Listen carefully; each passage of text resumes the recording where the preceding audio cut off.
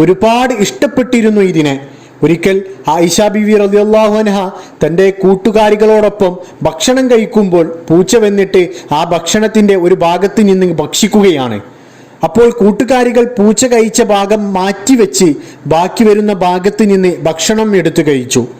എന്നാൽ ആയിഷ ബീവി റളിയല്ലാഹു അൻഹ പൂച്ച കഴിച്ച അതേ ഭാഗത്ത് നിന്നും ഭക്ഷണം എടുത്തു കഴിക്കുകയാണ് ഉണ്ടായത്.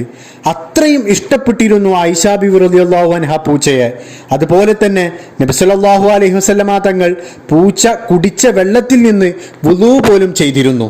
അത്രത്തോളം സ്നേഹമുള്ള ജീവിയാണിത്. പൂച്ചയോട് മാത്രമല്ല, എല്ലാ ജീവികളോടും കരുണയോടുകൂടി പെരുമാറുക. പൂച്ചയുടെ കാര്യം പറയുമ്പോൾ പലർക്കും ഒരു സംശയമുണ്ടാകും, ബാക്കിയുള്ള ജീവികളോടോ എന്ന്. എന്നാൽ പൂച്ചയോട് മാത്രമല്ല, എല്ലാ ജീവികളോടും സ്നേഹത്തോടു കൂടി പെരുമാറാൻ പഠിപ്പിക്കുന്ന മതമാണ് നമ്മുടെ വിശുദ്ധ ദീൻ. ഒരു ജീവിയോടും ക്രൂരമായി